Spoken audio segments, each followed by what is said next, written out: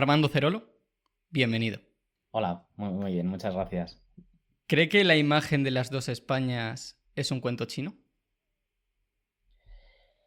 Sí, hombre, cuento chino no, porque los cuentos chinos estaban hechos para entretener y eran invenciones. Yo creo que la idea de las dos Españas es peor que un cuento chino, porque es un mito utilizado para justificar ciertas posiciones, sobre todo rupturistas y guerra civilistas. Entonces, lo que sucede con las dos Españas es que más allá de la imagen poética de Machado, es una explicación maniquea del conflicto español, dolorosísimo, de la guerra civil, que explica muy mal las razones de la guerra civil, porque parece como si hubiese habido dos Españas previas, perfectamente unidas, identificadas, reconocidas y sobre todo representadas por unos partidos políticos o por unas posiciones políticas, y que esas dos Españas, de un modo inevitable, fueron a la guerra. Esto no coincide con la historia real de la guerra civil. La realidad de aquella España, que es muy parecida a la de esta, es que era una España muy plural, muy distintos ciertas regiones del sur entre sí, Asturias, Cantabria, País Vasco, Cataluña, eran muy distintas y lo siguen siendo. Y yo creo que eso es un valor de nuestra historia, porque no pasa en todos los países. Y el norte era muy distinto del sur, y en el sur podríamos decir lo mismo, pero el este y el oeste también, el centro. En España la realidad es que tiene una variedad histórica muy rica, muy plural, que no se explica porque hubiese dos Españas, una laicista y otra clerical, una de derechas, una de izquierdas, una rica y otra pobre. Es una visión muy maniquea de la historia de España que explica muy mal aquel conflicto. Hmm. Ha escrito contra la Tercera España, una defensa de la polaridad, y hay un momento del libro en el que usted dice que es de derechas, ¿no? A pesar de lo que quiera reconocer o no, que la gente le reconoce a usted, bueno, como de derechas y que por lo tanto lo es. Estoy muy de acuerdo en eso de que las historias que nos contamos condicionan cómo nos entendemos. Y muchas veces da la sensación de que precisamente esa imagen de la derecha y la izquierda sirve también para encasillarnos un poco en determinadas posturas. ¿Cree que puede ser una imagen tan dañina, ¿no? La de la izquierda y la derecha, como la de las dos Españas? Pues mira, ahí fíjate que te diría que no, que la idea de izquierda y la idea de derecha sí que hacen referencia a realidades. Son muy simplificadoras, y el propio concepto viene de un momento inmediatamente posterior a la Revolución Francesa, bueno, perdón, inmediatamente anterior a la Revolución Francesa, donde en los estados generales unos se sientan a la izquierda y otros se sientan a la derecha, y unos tienen unas posiciones más favorables al rey, a los estamentos, a la propiedad, y otros tienen unas posiciones más jacobinas, más liberadoras, más anticlericales, y eso pues más o menos ha servido como imagen puramente casual para acabar determinando que unas personas que se sientan a la derecha son más conservadoras y personas que se sientan a la izquierda son más progresistas. Pero es una simplificación histórica, pero sí que hace referencia. Yo creo que eso sí, que la gente sí que se puede identificar. Si tú le haces una pregunta, le dices del 1 al 10, ¿eres de derechas o de izquierdas? Pues unos te dicen, pues siendo el 1 de izquierdas y siendo el 10 de derechas, yo me siento más en un 3, en un 4, en un 5, y otro te puede decir un 6, en un 7,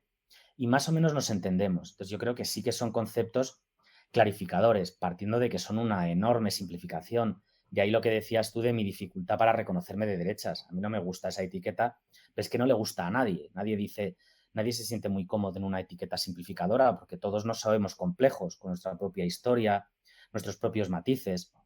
Si nos juntamos todos los de derechas, no estamos de acuerdo. Si se juntan todos los de izquierdas, no están de acuerdo y tienen mil matices y mil particularidades. Entonces nadie está de acuerdo con esas etiquetas, pero sin embargo, al contrario que la de las dos Españas, yo creo que sí que refleja una parte de la realidad, simplificada, bien es cierto, pero verdadera. Es muy curioso porque hace, bueno, ya unos meses entrevisté a Luis Miller y porque ha escrito un libro, ¿no? Escribió un libro que se llama Polarizados, la política que nos divide, y hablábamos sobre el tema de la polarización y él me comentaba que se ha transformado, ¿no?, la forma que tenemos de entender la política. Y es algo que también comenta en el libro. Antes veníamos a la política con unos principios y en función de eso elegíamos los partidos, y ahora parece que tenemos los partidos y en función de los partidos elegimos nuestros principios. Y a mí me da la sensación de que a veces pasa eso, ¿no? Que también con esas categorías de izquierda y derecha, ¿no? Que venimos con una idea de que somos de izquierdas o somos de derechas y en función de eso decidimos lo que estamos de acuerdo y lo que no. ¿No crees que eso puede estar pasando? No, no, Daniel, no, no estoy nada de acuerdo con eso, perdona que lo diga así de claro. Yo no creo que nunca haya pasado eso de que desde los principios elijamos las posiciones. No estoy nada de acuerdo. De hecho, es que estoy muy en contra de esa forma tan racionalista de entender la política. Tampoco digo que sea exactamente lo contrario, o sea, que nadie tenga razones y que todos elijamos solo desde la posición original, puramente afectiva e irracional. O sea, yo no creo que la política sea ni puro racionalismo, que desde unos principios claros y definidos elijamos nuestra posición, ni todo lo contrario, que sea imposible cambiar de posición porque somos seres irracionales. Yo creo que la política es mucho más compleja, pero porque la mente humana es mucho más compleja. Las ideas y nuestro cerebro no funciona desde unos a prioris. Eso era la idea cartesiana de los a priorismos y de las ideas angélicas, pero el ser humano piensa desde su biografía, piensa desde su contexto. Esto lo desarrolló muy bien Ortega y Gasset en Ideas y Creencias. Y de ahí que el pensamiento político luego de Ortega también fuese mucho más dúctil y maleable que la rigidez racionalista de los reaccionarios o los ultraliberales o progresistas. Porque partiendo de que cada uno tiene un contexto, de que cada uno tiene una idea, de que somos hijos de nuestra biografía e inevitablemente pensamos desde nuestra historia, entonces juzgamos. Lo que pasa es que el juicio, como técnicamente todo juicio, pide una rectificación. Entonces, una vez que juzgamos desde nuestras posiciones previas, rectificamos. Pero no hay ninguna duda, y las encuestas así lo determinan, que es muy difícil que una gran masa de población cambie de opinión. Y cuando cambia de opinión política, es decir, cuando cambia de intención de voto, lo más normal es la abstención. Esto lo que indica es que a uno, a cualquiera, le cuesta mucho cambiar de su posición original. Entonces, lo normal es, como decimos, votar con la nariz tapada. Entonces, voto a estos que más o menos son los míos, pero lo que es seguro es que no son los otros. Pero insisto también, que no somos absolutamente irracionales, que el mensaje político ahora mismo abusa de la comunicación, del impacto, del tuit rápido, de los likes, y la gente está pidiendo también racionalidad en la política, está pidiendo políticas públicas medidas, mensuradas. O sea que lo que digo no quita para que la política no tenga un enorme componente también racional y de racionalidad, que no todo es comunicación, impacto y efecto.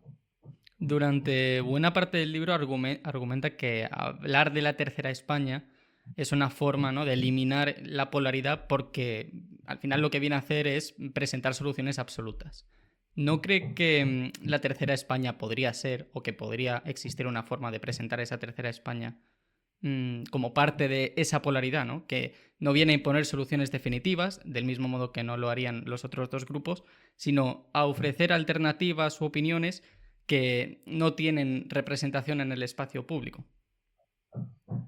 Sin duda, no, estoy absolutamente convencido de que la idea más polarizadora de todas es la de la tercera España, porque es la idea neutralizadora de la política. Esto es una idea de Carl Schmitt, que hablaba de la neutralización de la política, es decir, de la eliminación de una de las esencias de la política, que es la polémica. La polémica no es el conflicto sí que pide. Carl Schmitt se refería al conflicto, por cierto, y yo en eso sí que discrepo un poco con Carl Schmitt. Yo no creo que el conflicto sea la esencia de la política. Sí que es verdad que es un elemento esencial que no se puede sacar, pero fíjate, la diferencia entre el conflicto y la polémica es que el conflicto es algo que en principio es muy difícil de evitar, pero que es confrontativo y negativo. Entonces el conflicto sí que tendemos a eliminarlo, no nos gusta que haya conflicto y queremos solucionarlo. Pero es que la polémica no es mala. El logos es polémico. El polemos es la esencia de la política, de la polis. No hay polis sin polemos. Porque fíjate que igual que las ideas funcionan, que una vez que has alcanzado una idea, pide otra, porque toda idea se está confrontando con la realidad. Toda idea es una polaridad que está yendo a más. Entonces, todo científico cuando ha hecho una investigación, cuando ha hecho un descubrimiento, descubre al mismo tiempo que todavía le falta otra cosa por conocer. Es decir, el logos, la razón, es polémica, siempre va más. Y a la política le pasa esto en el sentido positivo. Es decir, que la polémica es positiva, mientras que el conflicto es negativo. Y ambas son constitutivas de la política, pero esencial a la política es la polémica, no el conflicto. Por tanto, intentar eliminar la polémica, es decir, la polaridad, es lo peor que le puede pasar a la política, porque es eliminar su naturaleza positiva y constructiva. Sería como entender la razón sin su aspecto polémico y entenderla como una idea, como ideas firmes, constantes, que no evolucionan. Eso sería la muerte de la razón, porque sería la muerte del conocimiento, sería la muerte del asombro, sería la muerte del descubrimiento. Si eso sucede con la razón, aún más sucede con la política, que es polémica en esencia, conflictiva inevitablemente, y las mentes idealistas que pretenden eliminar el conflicto lo que hacen es generar más conflicto todavía, porque eliminan a las partes que comparecen en la esfera pública, y es lo propio de los totalitarismos. Todo totalitarismo es angélico porque pretende haber encontrado la solución al conflicto. Al leer el libro, yo pienso, ¿no? Se me venía a la cabeza que, claro, yo me considero parte, ¿no? De esa España, ya no sé si primera, si segunda, si tercera o la que sea, que está descontenta, ¿no? Con las propuestas políticas que se ponen encima de la mesa. Y claro, me venía a la cabeza, ¿qué tendría que hacer alguien como yo, ¿no? Que piensa que hay una responsabilidad, ¿no? De poner ciertas ideas o al menos de defender un cierto modo de hacer política. ¿Qué tendría que hacer yo para poner esas ideas encima de la mesa? Porque estoy de acuerdo, ¿no? En que el inmovilismo no es una opción, pero que al mismo tiempo no se me acuse, ¿no? De intentar proponer, ¿no? Esa tercera España. A ver, la pregunta es muy compleja para empezar porque no lo sé. Porque Mm. no sé qué te toca a ti, Daniel, hacer. Lo que ya estás haciendo tiene mucho valor. Pero vamos, en términos generales, sí te puedo decir que uno de los problemas, que no quiero decir que sea uno de los males, quiero decir que es uno de los problemas, una de las cuestiones para entender la política como actividad pública hoy, es que está canalizada a través de partidos políticos. Entonces, puedo entender que no te encaje ningún partido político, que ningún programa te encaje perfectamente o que ningún modo de hacer de los que ahora mismo realizan los partidos políticos actuales te convenza. Me parece que es muy respetable y que además creo que en el contexto en el que estamos es bastante comprensible. A mí te confieso que me pasa algo parecido. Pero esto no quiere decir que seas tercera España, es decir, que todos son iguales, que todos lo hacen igual de mal y que la solución es elevarte, que la solución sea por elevación. Porque eso es una simplificación que no explica lo que está pasando. No es verdad que todos los partidos políticos sean iguales. No es verdad que todos estén en la misma posición. Ahora mismo hay dos ejes para explicar la política. El eje horizontal tradicional, que habla más de posturas más conservadoras o posturas más progresistas, que sería el marco clásico izquierda o derecha, pero también hay un eje vertical, que es populismo, institucionalismo. El populismo como palabra es equívoca, pero porque significa demasiadas cosas, pero nos podemos entender aquellos que creen que el sistema está amortizado y que hay que hacer otra cosa, o los que creen que se puede seguir adelante con el sistema. Entonces nos encontramos solo en España partidos que son progresistas, que no creen en el sistema, donde podría estar Podemos o Sumar, partidos de izquierdas que son más progresistas, pero que quizás todavía, por lo menos hasta Pedro Sánchez, creían en el sistema, que podría ser el Partido Socialista, y a la derecha lo mismo, partidos más conservadores, como podría ser el Partido Popular, pero que creen en las instituciones tal y como están, la OTAN, la ONU, etcétera, etcétera, la Unión Europea, y partidos como Vox, que tienen un discurso también conservador,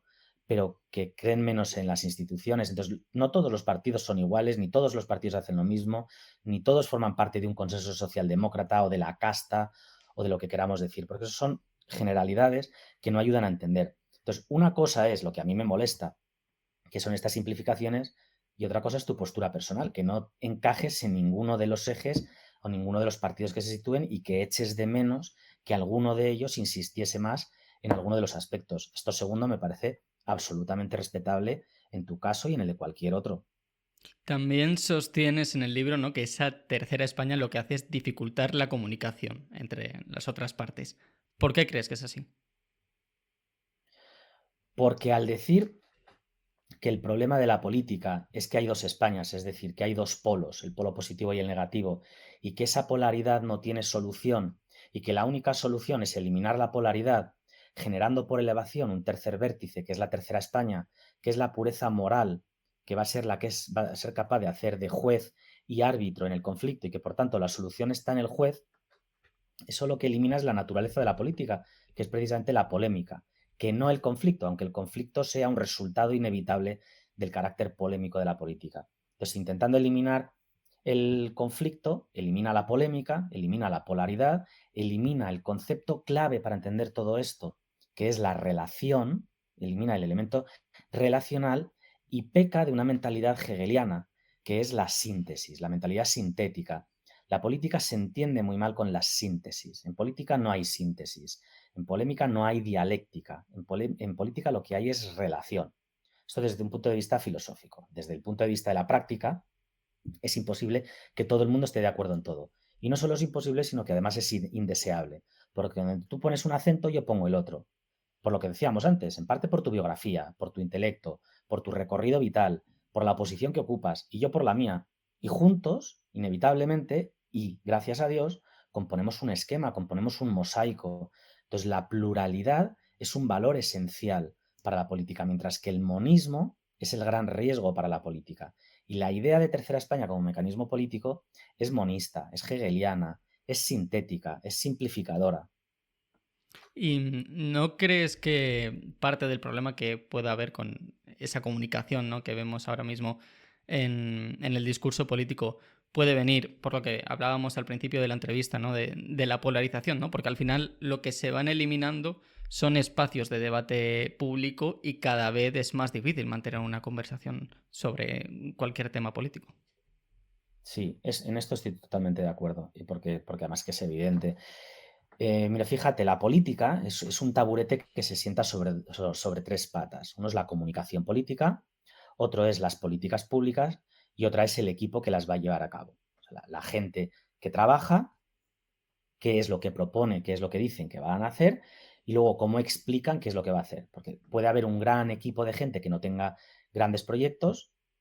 Puede haber un gran equipo de gente que sí que tenga grandes proyectos, pero que no sepa transmitírselo a la gente, entonces nadie le vota, no tienen el poder, la gente no entiende lo que está haciendo y no confían en ellos. Entonces la política tiene esas tres patas, es ese taburete sobre el que se asienta cómodamente cuando las tres patas están equilibradas. ¿Qué es lo que sucede desde un modo exacerbado desde 2008? La cosa ya empezó a torcerse con los atentados de las Torres Gemelas y ya viene un poquito de antes. La comunicación, es decir, el impacto que se desea tener en el elector, en el ciudadano, cada vez es mayor. Entonces se buscan mensajes simples, se buscan mensajes muy poco elaborados que capten mucho la atención. ¿Qué es lo que sucede? Que políticas públicas en materia fiscal no atraen la atención. De hecho, para intentar entender dónde está la diferencia del que te está diciendo respecto a su adversario, tienes que tener un gran conocimiento técnico, tienes que entender mucho y además prestar mucho esfuerzo y mucha atención para al final ver que era una cosa de matiz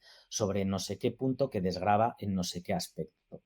Entonces, el problema de la comunicación es que tiene que ser mensajes claros, mensajes simplificados, que sean muy directos, muy fácilmente asequibles y además que se puedan digerir en 30 segundos, 40 o si es una columna de periódico 600 palabras. La gente no tiene ni tiempo ni ganas para más y está bien que así sea, porque eso significa que tienen vida más allá de la política. Pero es verdad que la política cada vez más se centra en la comunicación.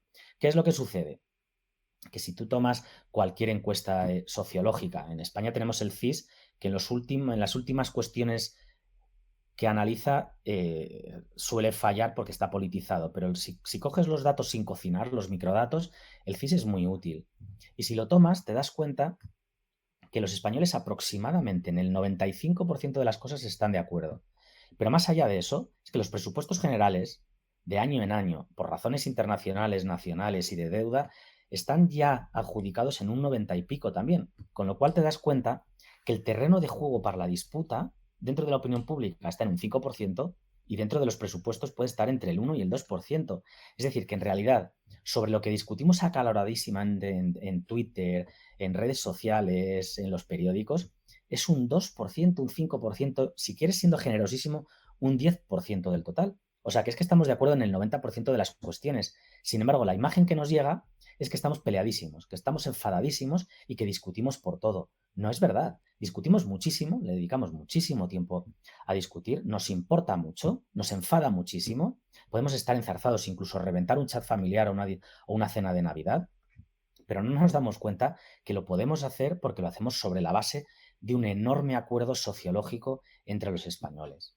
Yo creo que en la discusión sobre la polarización hay un matiz que puede ayudar bastante a entender y que conecta bastante con lo que hemos ido hablando hasta ahora, y es esa diferencia entre la polarización ideológica y la cotidiana, ¿no? La ideológica sería una separación de las ideas, ¿no? Y por lo tanto no tiene por qué ser necesariamente negativa, porque como hemos venido diciendo, es necesaria que exista cierta polaridad para que pueda haber discurso político y discusión política. Y sin embargo, lo que vemos que estamos experimentando sobre todo es una polarización afectiva que va más dirigida a las emociones, ¿no? Sentimos una especie de culto, ¿no?, hacia nuestros líderes políticos y sentimos aversión o desprecio hacia las personas que no opinan como nosotros. Y claro, uno podría ver la discusión política española y pensar que la sociedad española está, o la política española está pasando por su mejor momento porque hay mucha discusión, ¿no? Es muy vibrante, digamos, el nivel de la... Bueno, el nivel no, pero sí el nivel de actividad, ¿no? De discusión.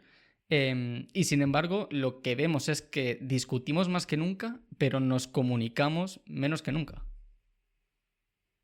Es muy interesante lo que dices porque efectivamente ayuda muchísimo a entender. O sea, una cosa es la esfera pública y la discusión a nivel de partidos políticos, o sea, entre partidos y medios, eso es un ámbito de discusión y de diferenciación. Y otro ámbito muy distinto y muy reconocible es el sociológico, es decir, cómo es la sociedad española y cómo discute y de qué discute la sociedad española. Y son dos cosas que son muy distintas, muy distintas. Entonces, qué es lo que sucede? Que la sociedad española es de las más homogéneas que hay en Europa y además es de las más homogéneas que han existido nunca. Por ejemplo, Marx, en la época en la que escribía, en torno a 1850, 1870, hablaba de lucha de clases.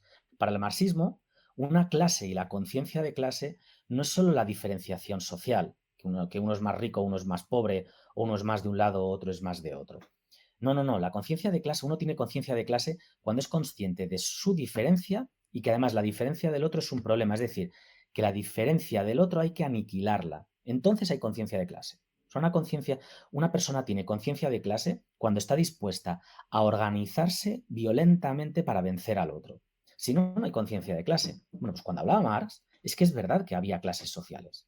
No tanto como Marx decía, pero sí que es verdad que había polarización. La diferencia que había en la Francia del siglo XIX entre el mundo campesino y el mundo urbano, entre ricos y pobres, entre el norte y el sur, y sobre todo entre la casta política, la clase política de París y las periferias, era enorme, era enorme. Era un país además muy poco politizado en el sentido de que había muy poca gente que participaba en las elecciones.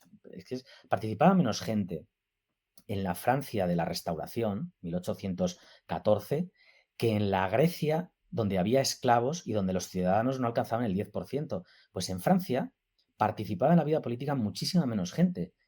Ahí sí que había diferenciación, ahí sí que había polarización. Y en España ni te digo, el nivel de alfabetización, el nivel del número de médicos que había por cabeza, la esperanza de vida, etcétera, etcétera, en la España de los años 20, 30 del siglo pasado, del siglo XX, era enorme. O sea, las diferencias, la segregación, la diferencia de clase era enorme, era enorme. Esto ya no pasa en España. Más si luego preguntas a los españoles, ¿qué son los problemas que más te importan? Estamos casi todos de acuerdo en qué van a hacer nuestros hijos, qué van a estudiar, la casa, la vivienda, la alimentación, la inflación, la economía. Estamos muy de acuerdo en esto. Si además preguntas a los españoles cuáles son los elementos diferenciadores que creen que les diferencia de otros países, también estamos muy de acuerdo. Podemos decir el estilo de vida, la comida, la forma de estar, la familia, y en esto también somos muy parecidos los españoles. O sea que a nivel sociológico somos muy parecidos y no hay polarización. De hecho, es el momento histórico en el que menos polarización social ha habido. ¿Qué es lo que sucede? Que como la política insiste cada vez más en el hecho diferencial a través de la comunicación, la política está transmitiendo el mensaje de que realmente somos muy diferentes. ¿Pero por qué? Porque tú solo vas a votar a un partido en lo que es diferente. O sea, el partido político tiene que hacer un verdadero esfuerzo de diferenciarse, porque si no concurren todos al mercado como un mismo producto y nadie les compra, o todo el mundo compra el mismo, o da igual. Entonces los partidos políticos tienen que hacer un enorme esfuerzo de diferenciarse. ¿Qué es lo que sucede?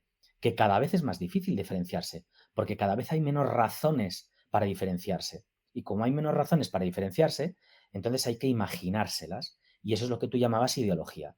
Entonces la discusión empieza a ser cada vez más abstracta sobre cuestiones como el género, la patria, la identidad, la historia, cosas que son tremendamente abstractas que a priori a un español medio le importan relativamente poco. En el libro también habla de la necesidad de comprometerse, ¿no?, con la normalidad, tanto en el sentido de cumplir con las normas como en el sentido de no hacer nada fuera de lo excepcional, ¿no? Em, ¿No cree que existe el riesgo de caer en el conformismo a partir de esta actitud? Bueno, si lo quieres llamar conformismo, mejor que nos conformemos con esta vida que nos ha tocado, porque es que es la que tenemos. Resulta que es que somos seres imperfectos que hemos nacido en un espacio y en un tiempo, y con las categorías de espacio y tiempo ya nos limitan, y el hecho de morir nos limita, y el hecho de que tengamos una naturaleza humana ya nos hace seres limitados. Entonces, es que sí, resulta que somos de carne y que vivimos en el tiempo, y eso nos hace ser limitados, y que la política no es una actividad de ángeles ni del cielo. Es que vivimos en un mundo limitado. Entonces, para mí, comprometerse con la normalidad me parece que es lo más sano del mundo, para la propia cabeza y sobre todo para la moral. Es decir, somos seres condicionados. Esto de toda la vida se ha hablado de la condición humana. Somos como somos y no somos perfectos. Y el que se crea perfecto tiene dos problemas. Uno que no lo es y otro que se cree que lo es. Los demás solo tenemos uno, que es que sabemos que somos imperfectos, que nuestros contemporáneos son imperfectos. Entonces, comprometerse con la normalidad no es un vano conformismo. Lo que sí que puede ser es un sano escepticismo. Entonces, por lo menos la sabiduría tradicional occidental, cristiana, pero vamos, también la oriental, es que somos imperfectos, que sí, que es verdad, que somos imperfectos y que somos saludablemente imperfectos, sanamente imperfectos, que somos como somos y que nos acepten. A mí si mis hijos me reprochan que no soy perfecto, o mis alumnos, pues les digo, pues tienes toda la razón, perdóname, porque somos así, lo cual no quiere decir que nos tengamos que conformar con la clase política que tenemos hoy en día o con lo que los políticos muestran que son. No debemos dejar de exigir, igual que no debemos dejar de exigir a nuestros hijos, a nuestros profesores, a nuestro equipo de fútbol. Hay que ser exigentes, pero desde la sabiduría que da la experiencia, la propia y la ajena, de que nadie es perfecto y que además nadie va a ser perfecto. Que perfecto solo es Dios. Yo creo que igual podemos conectar mejor por esta parte de la exigencia, ¿no? Porque, claro, yo lo que veo es que igual con esa normalidad, ¿no? Muchas veces se puede llegar a justificar algunos consensos, ¿no? Que al final llegan a ser, digamos, realidades discutibles pero no discutidas, que están en todas las sociedades. Al final, todas las sociedades humanas han tenido algunas normas o algunos consensos que realmente eran muy discutibles, ¿no? ¿No cree que también habría un punto sano, ¿no?, en cuestionar ciertas cosas que se dan por hecho en una sociedad, pero que sí deberían ser precisamente discutidas? Totalmente, Daniel, totalmente. Por eso te decía que es que la esencia de la vida política es la polémica, porque es que nunca ninguna cuestión se puede dar por cerrada. Siempre hay que exigir más, siempre hay que ir a más. Como un científico no para de investigar, como un filósofo no para de pensar, y como toda idea siempre exige una perfección, un ir a más, el propio debate político con más razón todavía. Por supuesto que siempre hay que ser crítico. El espíritu crítico es esencial a la actividad política. Siempre hay que criticar. Aquí la cuestión, yo creo que en el debate público actual es distinta. Algunos creen que ciertas discusiones se dan por zanjadas y consideran que los medios tradicionales para provocar esa discusión son ineficaces.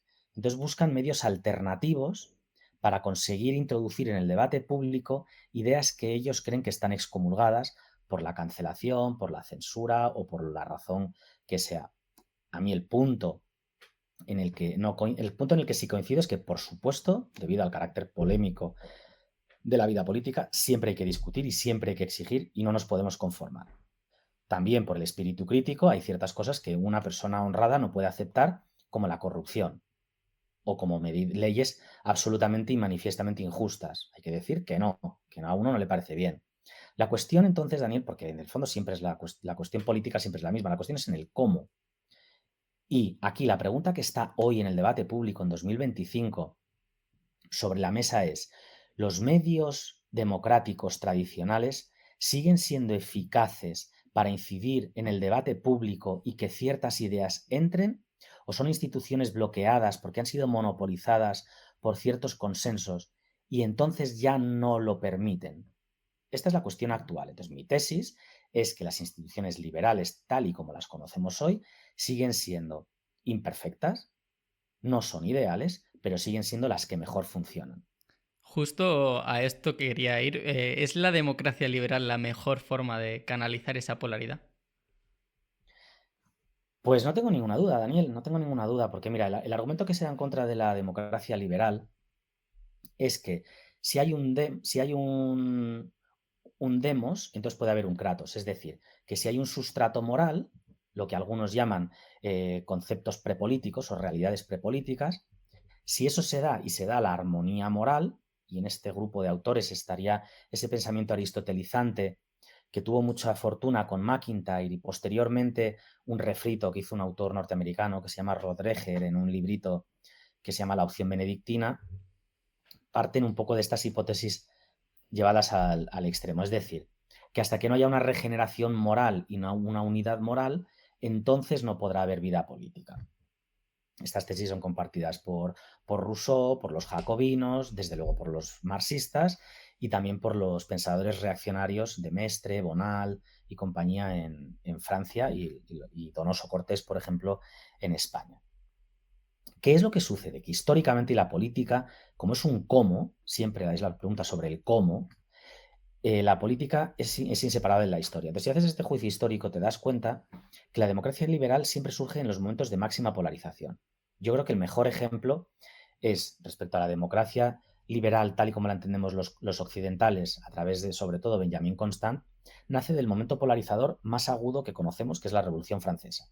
Ni las guerras de religión fueron tan polarizadas como la Revolución Francesa, porque la Revolución Francesa fue mucho más vertical, afectó a todos los estratos sociales, mientras que las guerras de religión afectaban a 4 personas que entendían y a pocos que iban en los ejércitos. Otro gran ejemplo es la democracia norteamericana, que nace de la guerra civil norteamericana, no de una guerra mundial, nace de la guerra norteamericana. Pero otro gran ejemplo es la Unión Europea, que fíjate, me detengo un poquito más en la Unión Europea, Daniel, ahora que hace poco fue el Día de la Unión Europea. La Unión Europea nace después de la Primera y la Segunda Guerra Mundial, que es la experiencia traumática por excelencia de Europa. Europa se suicida. Europa, a través de una guerra fratricida, una guerra civil, Europa estalla por los aires. Y estalla sobre todo por un conflicto geográfico en una zona muy localizada, la cuenca del Ruhr, por culpa de la discusión de unos minerales que son estratégicos para la industria y para la guerra, el acero y el carbón, y luego para la energía nuclear.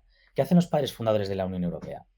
No juntan a todos aquellos que están de acuerdo para desde el acuerdo irradiar acuerdo a aquellos que están en desacuerdo, sino que juntan a los dos países que peor se llevan, que se odian a la muerte, que son Francia y Alemania, y los ponen de acuerdo. Y además, la primera institución que se crea es sobre el acero y el carbón, y la segunda sobre la energía nuclear. Es decir, las dos partes que peor se llevan se ponen a discutir sobre el asunto sobre el que no están de acuerdo. Pero es que encima, simbólicamente, lo sitúan en Bruselas, que es el agujero negro de Europa, es el lugar donde todo sucedió, donde pasó la Primera Guerra Mundial y la arrasó, y donde pasó la Segunda Guerra Mundial en toda esta zona. Son 3 ejemplos, solo te podría poner muchos más, Daniel, pero son ejemplos. También en España tenemos el bellísimo ejemplo de la transición, que no se trata de llegar a un acuerdo sobre lo que es España, sino que los españoles puedan ponerse de acuerdo, que no es lo mismo.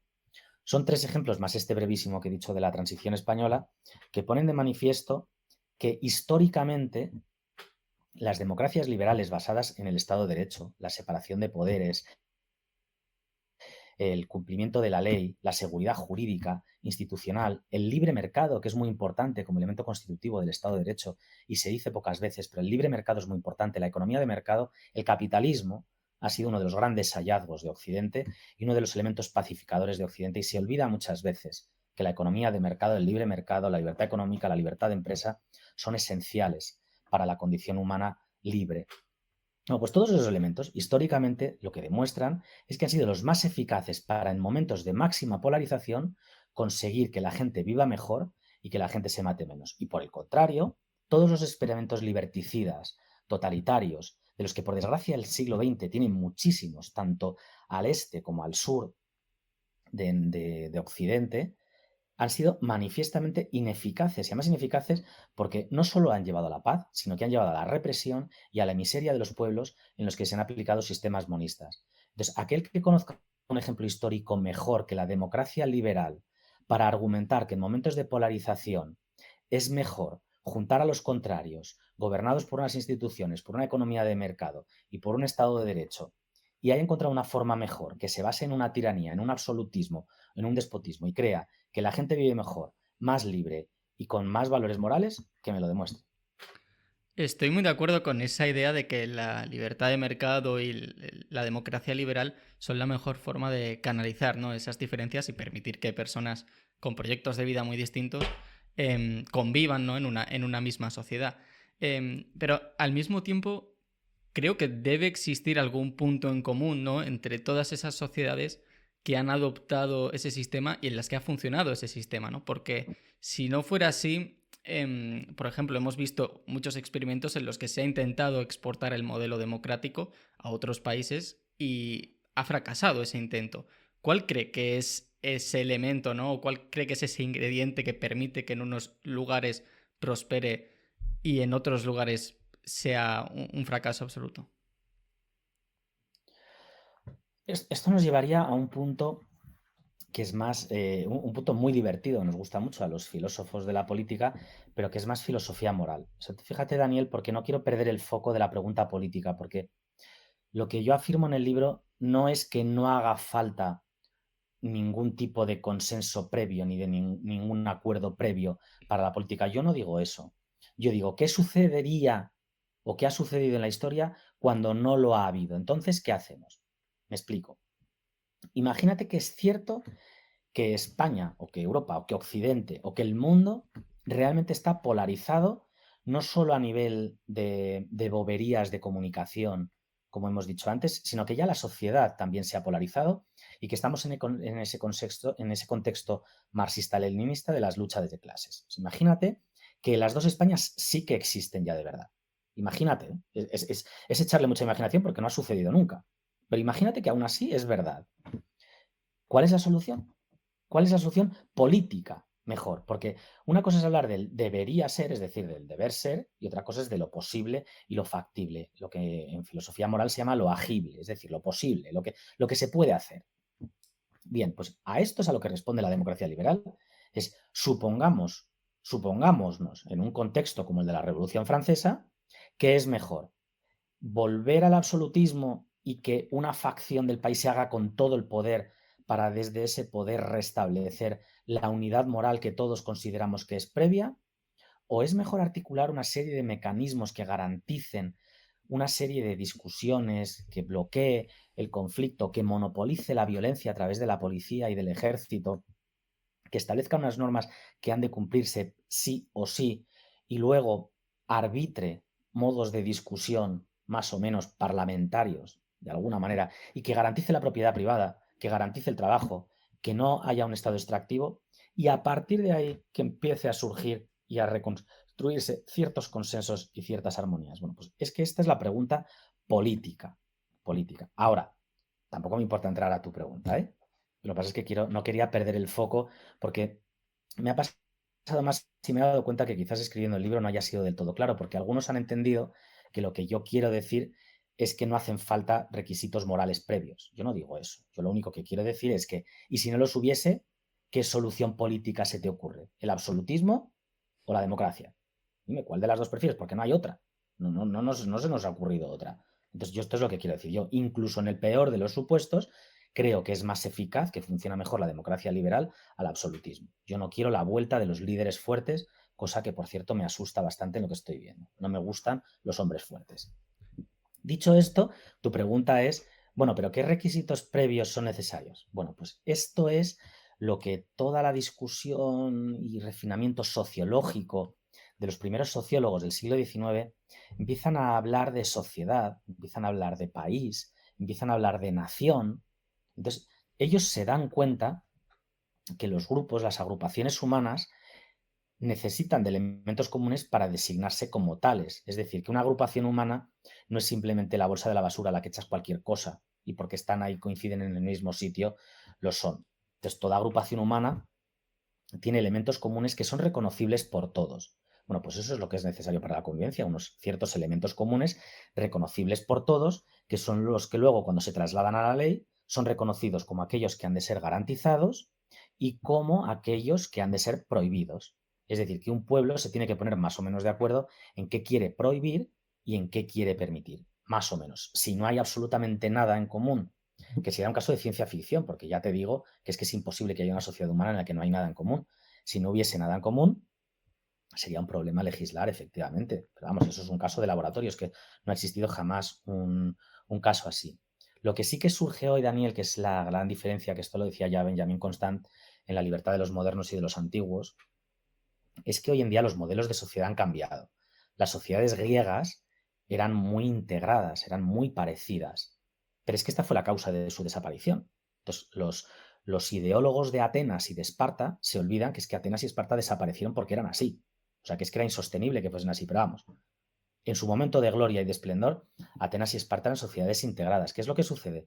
Que ahora vivimos en sociedades plurales, sociedades que no están tan integradas, no están tan fuertemente integradas, porque tú ahora mismo, tú estás en un colegio mayor, yo estoy en una universidad y es que tengo alumnos que vienen de todas partes. Y es que además vienen de partes cada vez más lejanas. Es que ya tengo alumnos orientales, tengo alumnos que vienen de América. Esto en la época de mis abuelos no era así. Pero luego tienes las grandes ciudades, Madrid, Chicago, Los Ángeles, Pekín. Son sociedades muy plurales, con mucha movilidad, y esto en parte ha cambiado por la tecnología, en parte por las creencias, en parte por la historia. Entonces, es un hecho. Entonces, aquellos que añoran el pueblo de sus padres no saben lo que dicen, porque es que no soportarían vivir en el pueblo de sus padres, durarían muy poquito. Esas comunidades que propone Rodreger en la opción benedictina, históricamente, cuando se han puesto en práctica, son inviables y como mucho la aguanta la primera generación, la segunda generación ya se ha ido, porque de facto vivimos en sociedades desintegradas. Entonces, la pregunta política es cómo organizarnos en una sociedad desintegrada. A mí me resulta muy curioso porque la crítica, ¿no?, a la democracia liberal muchas veces plantea, ¿no?, estos proyectos nacionalistas, homogeneizadores. Y claro, tal vez lo que nos caracterice como civilización, o una de las cosas que nos caracterice como civilización, es precisamente que hemos decidido o que tenemos esa voluntad, ¿no?, de entendernos como diferentes y que hemos aceptado integrar esas visiones distintas dentro de nuestro sistema político, ¿no? Bueno, me alegra mucho que preguntes esto, porque en realidad esto que acabas de decir es lo que yo quería decir. No sé si he conseguido ser claro o no, pero justo esto que acabas de decir tú es lo que más me importa del libro. Lo que pasa es que no quería dejar de hacer análisis político, pero es verdad que los hay que plantean como ideal la ciudad integrada griega. Yo digo, es que primero es imposible, con lo cual, si hablamos de política, si algo es imposible, lo descartamos automáticamente, porque como te decía antes, la política es el ámbito de lo agible, de lo actuable, de lo posible, con lo cual, si es imposible, ya no hablamos. Con lo cual, las sociedades integradas, estilo idealizado espartano, son imposibles, con lo cual, descartables.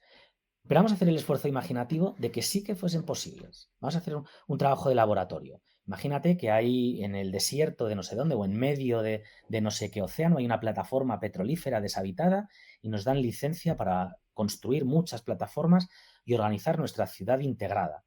Y hacemos un examen moral, como el que hicieron los puritanos norteamericanos cuando les echaron de Europa, y hacemos una integridad moral absoluta, como los Amis, todos iguales, todos igual vestidos, todos diciendo lo mismo, con un canon de conductas y todos hacemos exactamente lo mismo. Para mí eso no es un ideal. Imagínate que más que funciona, que la gente está contenta. Tampoco. ¿Y por qué? Y es precisamente por lo que tú has dicho, porque yo creo que con el paso del tiempo, con el paso de la experiencia muchas veces dolorosa, pero no siempre dolorosa, también amorosa, hemos ido descubriendo una verdad política, que es que el hecho de que el otro sea diferente no solo es inevitable, sino que es deseable, es bueno. O sea, que las sociedades uniformadas norcoreanas o chinas, que la revolución cultural no trajo ningún bien, porque no se trata de que seamos todos iguales, sino que es que resulta que la diferencia del otro es un bien y que la pluralidad es un bien. Lo que pasa es que la pluralidad siempre surge dentro de una comunidad política organizada. Es decir, que tú no puedes permitir que entre cualquier tipo de diferencia de cualquier manera. El derecho, igual que las fronteras, son membranas semipermeables, es decir, no todo puede pasar a través de ellas. No puede no haber normas, es decir, no puede haber regulación, y cuando hablamos de regulación es una regla, es algo uniformador. La ley, por definición, es uniformadora, es decir, no puede haber sociedad sin uniformidad. La uniformidad tampoco es mala. Lo que pasa es que la ley es una membrana semipermeable, que deja pasar unas cosas sí y otras cosas no. Deja pasar las cosas que la sociedad entiende que son más o menos buenas y impide, perdón, que no pasen las cosas que son más o menos malas. Con las fronteras lo mismo, son membranas semipermeables, ni completamente cerradas ni completamente abiertas. O sea que defender la pluralidad no significa defender la desintegración, sino todo lo contrario, la pluralidad es el elemento integrador. Me viene muy bien que saques justo este tema porque hemos delimitado ya, ¿no?, esa parte, digamos, de la homogeneización que proponen algunos. También me parece que sería bueno, ¿no?, ir hacia el otro lado. Hay un punto en el libro en el que dice que la clave de bóveda del liberalismo es la comprensión de que no hay un único modo de vida que sea mejor que todos los demás. ¿No existe el riesgo de caer en el relativismo? Sí, claro que existe ese riesgo. De hecho, estas tesis de los diferentes modos de vida nacen de la moral kantiana, que a mi juicio tiene un punto de relativismo. Y si no relativismo, por lo menos de escepticismo, de bueno, hay ciertas cosas que no se pueden terminar de conocer del todo. O sea que sí, el riesgo, absolutamente sí. Pero merece la pena correrlo, Daniel. Es bueno. Es bueno que corramos el riesgo de eso. Primero, porque es evidente que hay modos de vida distintos, porque no es lo mismo el modo de vida de una comunidad monacal que el modo de vida de un padre de familia. No es lo mismo los modos de vida de, de un pueblo en el norte de Egipto que en el norte de Suecia. Son modos de vida muy distintos. No son iguales los modos de vida de una comunidad pesquera que de una comunidad agrícola, que de un financiero en el centro de Nueva York. Son modos de vida, son conjuntos de creencias distintos. Y aquí de nuevo volvemos a Ortega e ideas y creencias. Es que tenemos ideas y tenemos creencias. Las ideas son las certezas de aquello que hemos pensado, pero las creencias son aquellas cuestiones que nos sostienen, que nos mantienen, pero sobre las que no pensamos. Por ejemplo, Ortega dice, tú cuando te levantas de la cama no pones el pie, no tocas el pie así con la puntita del dedo a ver si el suelo está. ¿Por qué? Porque crees que estás. Y porque crees que estás, no te piensas si está. Entonces das por hecho que está y piensas en otra cosa. El ser humano tiene un conjunto de creencias, tenemos creencias muy arraigadas, tanto que ni nos las cuestionamos. Freud lo llamaba tabús, es decir, cosas que no se preguntan, cosas que no se cuestionan porque están muy dentro. Todos las tenemos y no es malo. Somos seres de creencias. No, bueno, es que no solo no es malo, es que es bueno. Es que tenemos creencias religiosas y tenemos creencias filosóficas. Creemos en ellas. Y desde esas creencias pensamos y actuamos. Y es evidente que en las sociedades grandes y desintegradas en las que vivimos ahora hay distintas comunidades con distintos modos de vida. Entonces lo que hay que hacer es organizarse para que los distintos modos de vida puedan convivir. Es decir, no vayas matando monjas y frailes porque no te gustan y no vayas exigiendo a todo el mundo que vaya a misa porque te parece que Dios es uno y trino. Entonces, son modos de vida distintos, son creencias distintas y lo que tenemos que hacer es organizarnos para respetarnos. ¿Que no te gusta la educación privada? Pues te fastidias, respétala. ¿Que crees que no debería existir la educación pública porque el Estado no sé qué? Pues no, no tienes razón. Entonces lo que tienes que hacer es ponerte de acuerdo y convencernos los unos a los otros. Pero bueno, estos dos ejemplos que te he puesto no son modos de vida. Lo que hay que hacer es respetar los modos de vida de las distintas comunidades. Por ejemplo, si en España se asienta una comunidad judía, pues habrá que entender que ciertos modos de vida judíos son distintos a los modos de vida de una sociedad poscristiana. Pues son modos de vida distintos y no es malo, no tenemos por qué imponer una integración, siempre y cuando eso no genere conflictos, o no genere disonancias, o no genere ordenamientos jurídicos paralelos, por supuesto. Creo que es compatible, ¿no?, defender que hay modelos de vida que son mejores a otros, y al mismo tiempo que no deben ser impuestos por el Estado, ¿no? O sea, creo que entendemos la política igual, como, o sea, o la participación en la comunidad moral como demasiado ligada a la política y a la coerción estatal, ¿no? Pero yo creo que podemos pensar, ¿no?, que un modelo de vida es bueno o que es mejor que otro, ¿no? Por ejemplo, está igual, es polémico, pero una sociedad que utiliza el aborto como un método anticonceptivo es peor, ¿no? Que una sociedad que no lo hace.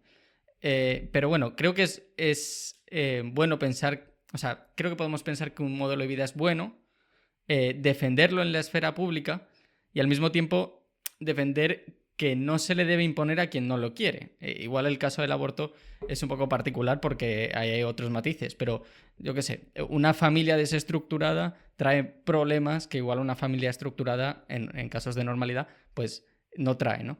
Y creo que igual ligamos demasiado, ¿no?, lo que nosotros consideramos bueno con la coerción, ¿no? Y el hecho de obligar a otras personas a vivir ese modelo.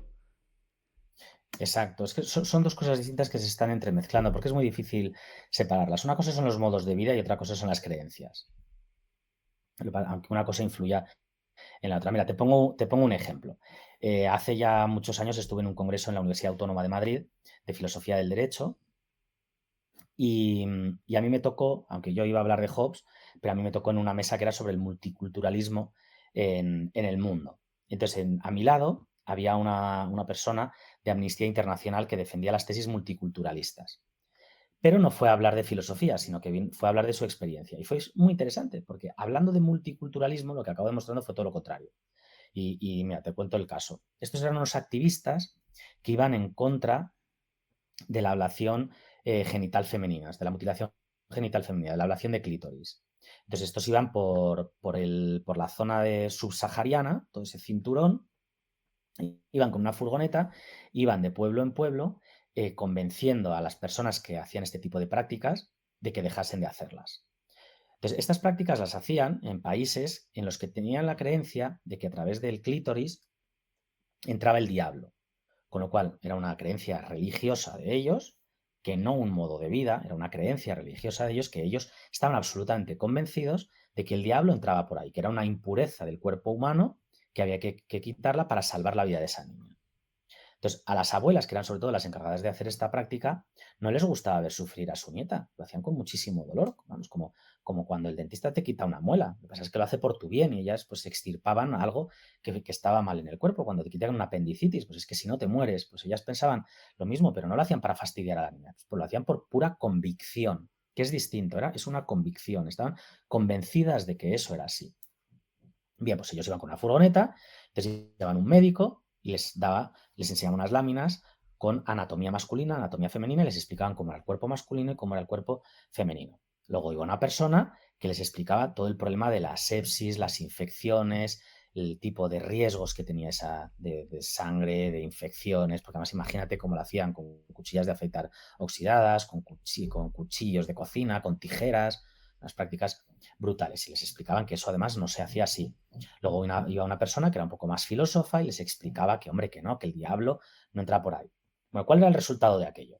Que en algunos pueblos les apedreaban, en otros lugares les decían que sí, pero que por favor se fuesen, porque la presión de la comunidad política a aquella persona que no realizase esas prácticas lo podía matar, y en otros lugares algunos dejaban de hacerlo, otros no, y en otros todos dejaban de hacerlo. Entonces, las posibilidades eran infinitas. ¿Pero qué es lo que demuestra este ejemplo? Que las convicciones se pueden cambiar y que no todas las prácticas son igual de tolerables. Que por supuesto que el multiculturalismo no te puede llevar al extremo de afirmar que da igual la mutilación genital femenina porque depende de tus creencias. Porque por la misma razón, y ya tardábamos en que surgiese, podríamos hacer el típico razonamiento ad Hitlerum. Y entonces lo que decía Hitler también es bueno porque eran sus creencias. No, por Dios. Entonces es que la mente humana no funciona y la razón no existe. No, esto no es lo que significa, esto no es lo que quiere decir John Gray, que es el que habla de los modos de vida y los distintos modos de vida. Eso son creencias y además puede haber creencias buenas y creencias malas. Puede haber culturas buenas y culturas malas, culturas mejores y culturas peores. Por supuesto que sí, hay leyes buenas y hay leyes malas. Y hay gente que se equivoca y gente que acierta. Y hay gente que no se equivoca siempre y hay gente que no acierta siempre. Y eso es lo más normal. Y por supuesto, y si no, no habría discusión pública, no habría política y no habría polemos, porque entonces no habría política, porque no habría polemos, no habría razón discutida. No discutiríamos si todo fuese igual, quiero decir. O sea, que si hubiese relativismo no habría polémica, no habría polemos, porque ¿para qué discutir si no se puede, si nada es verdad? No, esto que quede muy claro, Daniel, ¿eh? No, no es esto lo que significan los modos de vida. Los modos de vida son una serie de costumbres, de modos, de creencias que acaban formando un estilo de vida reconocido por un grupo. Y esto es muy fácil de entender si eres español y vas por Escocia en verano y miras a lo lejos y enseguida reconoces al grupo de españoles que van por ahí. Porque dices, joder, es que seguro que son españoles. O vas a París y ponen patas arriba el bar y juntan todas las mesas y las sillas alrededor y para horror del camarero hemos puesto la cafetería patas arriba en vez de tomárnoslo de dos en dos mirando un escaparate como hacen ellos. Pero son modos de vida que son muy... Estos dos últimos ejemplos que te he puesto son muy consuetudinarios, son muy simples. Pero los modos de vida existen porque son lo que configuran a las personas. Y que una persona decida llevar un modo de vida religioso de clausura no tiene por qué acabar sintetizándose o integrándose con una persona como nosotros que le interesa la vida pública, la información, la discusión y la gente, pues no, pues él tiene su modo de vida, yo tengo el mío, son muy distintos, son incompatibles, porque yo no puedo ser las dos cosas, o soy un monje de clausura o soy profesor universitario y discutidor profesional. Son dos cosas distintas, son modos de vida y no hay por qué integrarlos. Una sociedad se compone de grupos con distintos modos de vida y es muy saludable. Lo que no es nada saludable es lo de Corea del Norte o lo de China, que todo el mundo tenga que hacer lo mismo. Yo creo que ese caso, ¿no? Por ejemplo, el de las convicciones religiosas, es muy bueno, ¿no? Para ejemplificar lo que estamos diciendo, ¿no? Porque, por ejemplo, yo no soy cristiano y sin embargo tengo familiares, tengo amigos que sí lo son. Yo presupongo que si esos amigos quieren lo mejor para mí, supongo que pensarán que lo mejor para mí sería convertirme. Y por lo tanto entiendo, ¿no? Que ellos me hablen del cristianismo como un modelo de vida buena. Y sin embargo, lo que sería una completa locura, y en cierto modo, por cierto, yo les agradezco, ¿no? Que se preocupen por mí. Y sin embargo, lo que sí sería, digamos, preocupante y se propone desde ciertos ambientes, ¿no? Como hemos dicho, homogeneizadores, es pretender que eso deba imponerse desde el ámbito estatal, ¿no? Entonces todo el mundo tenga que tener, esto por suerte no es una opinión demasiado generalizada, pero al final es la consecuencia lógica de muchas de las cuestiones que se proponen, ¿no? Que todo el mundo tenga que tener ciertas creencias. Porque si al final lo que importa es que seamos una comunidad homogénea, ¿no? Pues eso también se podría trasladar al ámbito de las creencias religiosas. Efectivamente, hemos discutido, queda pendiente además esto, o sea que te agradezco que lo vuelvas a traer, porque hemos discutido sobre el ideal. ¿Sería ideal un único modo de vida? ¿Sería ideal una sociedad integrada? ¿La homogeneización social sería un ideal? Unos piensan que sí, yo pienso marcadamente que no. Eso es sobre el ideal. Y ahora tú me preguntas sobre los medios. Siendo algún ideal reconocido, ¿cuál es la mejor manera de alcanzarlo? Y pues efectivamente, esta discusión es más política que la anterior. ¿La coacción estatal es eficaz para conseguir determinados comportamientos sociales? Pues sí y no, las dos cosas. Las dos cosas. Esta es la eterna discusión. Por eso Platón escribió La República y las leyes, por eso Cicerón escribió La República y las leyes, por eso Aristóteles escribió La ética y la política, porque son inseparables. O sea, la ley cambia las costumbres o las costumbres cambian las leyes. La ley entendida como coacción del Estado, o sea, como una norma obligatoria impuesta de obligado cumplimiento. ¿Las costumbres imponen las leyes o las leyes imponen las costumbres? Pues es que son las dos cosas. Es que son las dos cosas. Es que la autoridad también tiene la obligación de ejercer el poder y, por tanto, la coacción. Entonces, la coacción educa. Yo, por ejemplo, a uno de mis hijos pequeños, si no quiere comer lentejas, le digo, pues hasta que no te las acabes, no te levantes. Si no se quiere bañar, le digo, te tienes que meter en la bañera. ¿Qué es lo que sucede? Que los ciudadanos no somos niños y que el gobernante no es mi padre y a mí tú no me obligas a meterme en la bañera. Con lo cual, la particularidad de la política es que se supone que es de seres adultos a los que sobre todo hay que respetarles la libertad. Entonces, uno de los principios de la política, en principio de siempre, pero ahora lo afirmamos con más vehemencia, es la libertad. Es decir, que es que la libertad no es una excusa para alcanzar un fin, sino que es que todos los medios deben canalizarse para garantizar la libertad. Es decir, que ninguna convicción de ningún gobernante se puede imponer o puede considerarse más valiosa que mi propia libertad. Entonces, la libertad no solo actúa como límite de la acción del Estado, sino que es que también actúa como fin, como orientación de la actividad del Estado. La actividad del Estado debe orientarse para conseguir los escenarios más favorables para que la libertad sea posible. Y sin embargo, vemos Por como tanto, muchas veces desde el ámbito político se intenta precisamente cambiar, ¿no?, esas costumbres y ese modo de comportarse, ¿no? Yo creo que hay un ejemplo que resulta muy representativo, que es el del Ministerio de Igualdad, ¿no?, con los roles de género. Yo creo que igual los roles, ¿no?, que podían tener la generación de mis abuelos o mis bisabuelos nos podrían parecer mejores o peores. Pero el hecho de que se tenga que cambiar o de que los políticos pretendan cambiarlo desde arriba es hasta cierto punto distópico, ¿no? es distópico, ha pasado siempre, y hay que hacer todo lo posible porque eso no pase. Entonces nos tenemos que educar constantemente en la atención a que esto no pase, porque la tentación del poder de siempre, de toda la vida, o sea, desde que el ser humano está organizado y tenemos registro histórico, aunque nos podemos imaginar que en las cavernas pasaba lo mismo, es que cuando alguien acumula poder, tiende a usarlo y a abusarlo.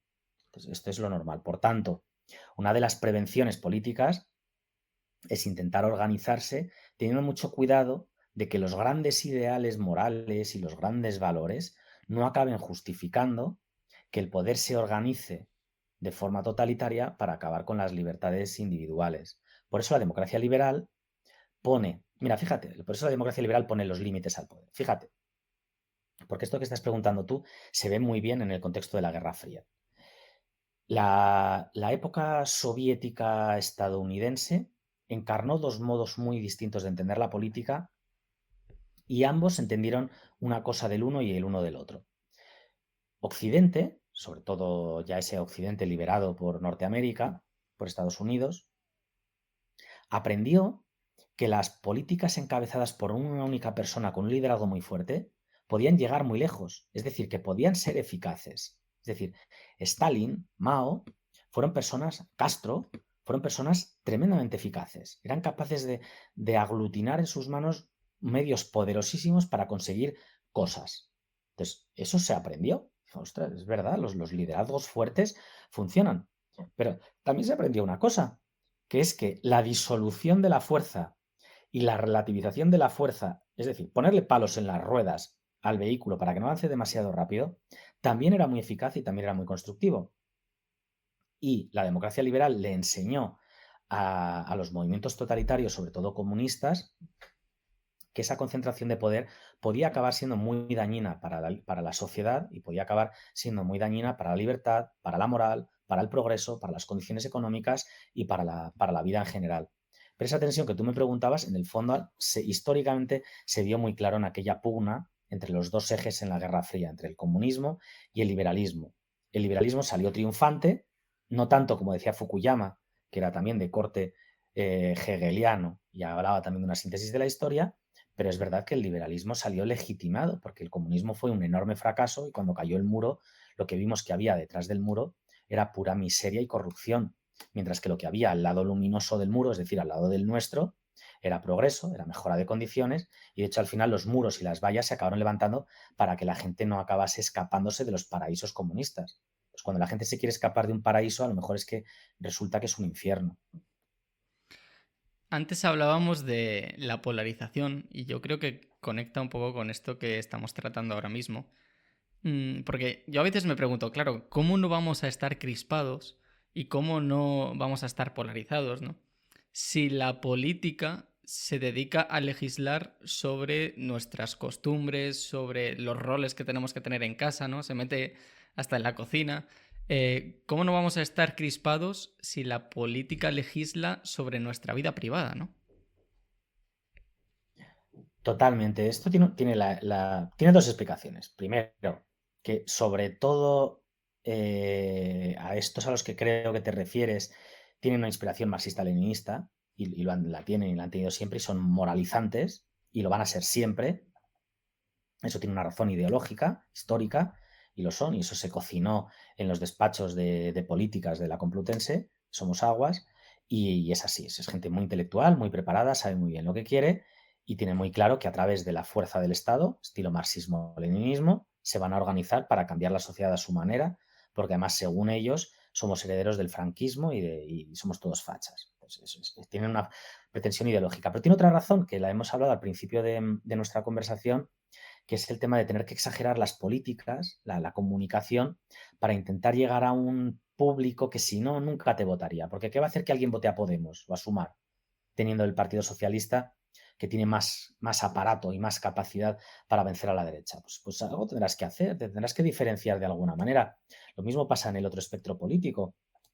¿Por qué vas a votar al PP, a Vox teniendo al PP o al PP teniendo a Vox? Pues tendrás que diferenciarte, tendrás que decir algo distinto y eso lleva muchas veces a la necesidad de una exageración. Entonces se mezclan dos cosas que colaboran entre sí de una forma viciosa, que se comporta como círculo vicioso.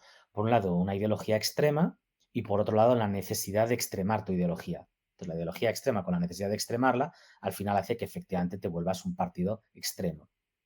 Eso es así. ¿Y cómo no se va a enfadar la gente? ¿Cómo no va a reaccionar la gente si te están diciendo el sexo que tienen que tener tus hijos, que los chicos y las chicas no son no sé qué, que tú con tu dinero deberías hacer no sé qué, que cada vez tienes más presión fiscal, que además no paran de decirte qué tienes que comer, qué no tienes que comer, qué es sano? Todo este tipo de cuestiones. Pues claro que te enfadas, es normal. Ahora te digo una cosa, Daniel, la sociedad es más sana de lo que parece. Este tipo de partidos ha durado poco y han sido vencidos. Y no solo han sido vencidos en las urnas, también han sido vencidos ideológicamente.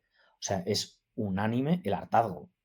Entonces, yo no sé si estamos más hartos que crispados o más crispados que hartos. Yo tiendo a pensar que estamos más hartos y que estemos hartos es bueno, que estemos crispados es malo. Y yo creo que el hecho de que estemos hasta las narices en general, y cuando digo en general te digo cuantitativamente, no cualitativamente, o sea, la mayoría de la sociedad española está harta de este tipo de posicionamientos políticos moralizantes, con lo cual a mí eso me hace pensar que no estamos tan polarizados ni estamos tan dispuestos a que nadie nos dé la turra. Pero, por ejemplo, yo sí veo que hay, por ejemplo, en el partido que está ahora mismo en el gobierno, sí mantienen, aunque no sea hasta el punto en el que, por ejemplo, lo hacía Podemos, sí mantienen, ¿no? Ese nivel de intervención en la vida privada de las personas. Yo creo que sí, la sociedad española hasta cierto punto sí ha aceptado bastante o ha normalizado que los políticos legislen sobre aspectos de su vida privada o aspectos que en un principio no deberían incumbir, ¿no?, al ámbito político. Sí, a ver, bueno, el partido que está en el gobierno es un conjunto de partidos, porque no hay También. ningún partido que tenga mayoría suficiente. Entonces, pero es que esto es muy importante, ¿eh? Porque es que esto explica a nivel de comunicación qué mensaje se está dando al electorado, porque si el partido mayoritario dentro del grupo Frankenstein eh, se modera, pierde votos a favor de los partidos más extremos. Entonces, es muy difícil la situación de los partidos mayoritarios dentro de cada uno de los bloques, porque tiene que conservar su electorado mayoritario, que es el moderado, el templado, pero a la vez no puede permitir la fuga hacia otros partidos, porque por el método electoral en España, por el método DONT y por la circunscripción provincial, al final esto resulta que pierdes muchísimos votos por el camino. Entonces no te puedes permitir el lujo de que tus votos fuguen a la segunda fuerza y a la tercera fuerza dentro de tu bloque. Y digo lujo porque pierdes muchos, muchos, muchos escaños a nivel provincial. Con lo cual, esta dinámica de bloques en vez de partidos, ahora ya sabes que se habla de bibloquismo en vez de bipartidismo. Entonces, estas dinámicas que ya no se dan entre los bloques, sino dentro de los propios bloques, también explica que los propios partidos, también a la derecha le pasa lo mismo, y si preguntamos a gente de izquierdas, te dirá que por qué la derecha cada vez es más extrema. Y es que la derecha entra en la misma concurrencia política, no puede permitir que el mensaje se diluya, porque entonces a la derecha se le reprocha que pasa a formar parte del consenso socialdemócrata y que el PP y el PSOE son lo mismo. Y al PSOE le pasa que el ala más marxista-leninista, más radical y más moralizadora dice que es que en el fondo se han vuelto unos burgueses y que se parecen demasiado a esa derecha conservadora y que ya han perdido los ideales y que han perdido el ímpetu revolucionario. Entonces en esa concurrencia perversa que se da ad intra dentro de cada uno de los bloques, surge de nuevo este mensaje polarizador. Pero yo lo que te quiero decir, Daniel, es que la gente no termina de comprarlo. que es verdad que se da esa dinámica, que se da esa exageración, pero que la gente no termina de comprarlo, o sea, que la gente se harta de que además a nivel cuantitativo, perdona, este es el perro que te decía, que a nivel cuantitativo la gente no lo compra, o sea, que no hay tanta gente dispuesta a que la fuerza política entre en la intimidad de tu cama y te diga qué tipo de relaciones sexuales tienes que tener. O sea, el español medio es reactivo ante esto. Dice que me dejes en paz, que no me des la turra, que estamos hartos de la vieja del visillo. Los españoles en general. O sea, que no nos gusta que se metan en nuestra intimidad. No somos chinos, no somos coreanos.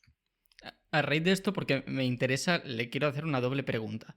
¿En qué ve que se manifiesta esa reacción?